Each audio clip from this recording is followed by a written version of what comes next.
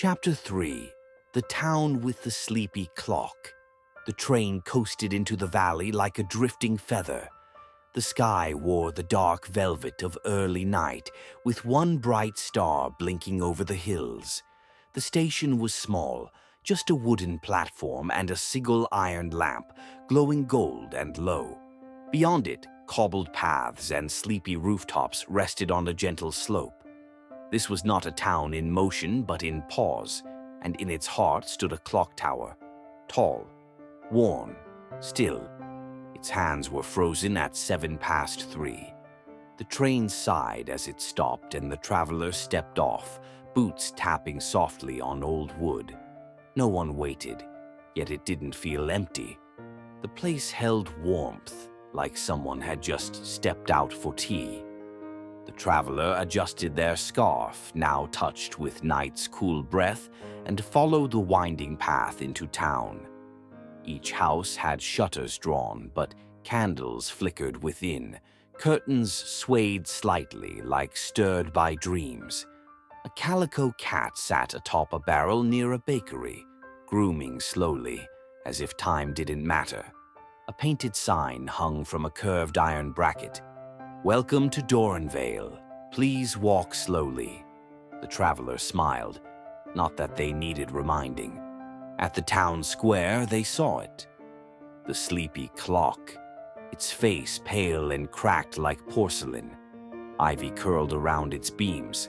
The chimes were silent, the pendulum still. Beneath it, a circular bench wrapped the base. Two rocking chairs creaked softly in the night breeze. No one sat in them, but their motion felt like the town was breathing, slow and calm. The traveler sat, not to wait, not in a rush, just to be. The silence was full of thoughts, quiet years, moments that didn't need names. Then a sound. Click, click, click. Across the square, near a shop selling music boxes and silk gloves, stood a boy, no older than 10. He held a large silver key. Carefully, he stepped onto the base of the tower and fitted it into a lock beneath the frozen face. He turned it once, twice, thrice, then bowed and walked away. The traveler waited. Nothing. Then tick, pause. Then tick, tick. The hands moved, barely, a sleepy stretch. Then they stopped again. A door behind the clock opened with a soft groan. Out stepped a woman, perhaps 70, wrapped in a cloud-knit shawl. She smiled at the traveler like she knew them from another life. "You've arrived just in time," she said, voice like warm soup. "For what?" the traveler asked. She sat beside them. "For the moment when nothing needs to happen." They chuckled softly. She pointed at the clock, still paused. "It only moves when we're ready," she said. "Not when the world says, but when we've rested. Sometimes days, sometimes minutes. No one minds." The traveler looked up, comforted. "How long have you lived here?" they asked. "Oh, always," she shrugged. "Or maybe never. In Dorenvale, years don't count the same." They watched stars gather. She hummed a melody the traveler couldn't name, but it stirred something, like being rocked as a child or a half-lost lullaby. Around the square, lights blinked on in high windows. A breeze brought the scent of baked pears and clove.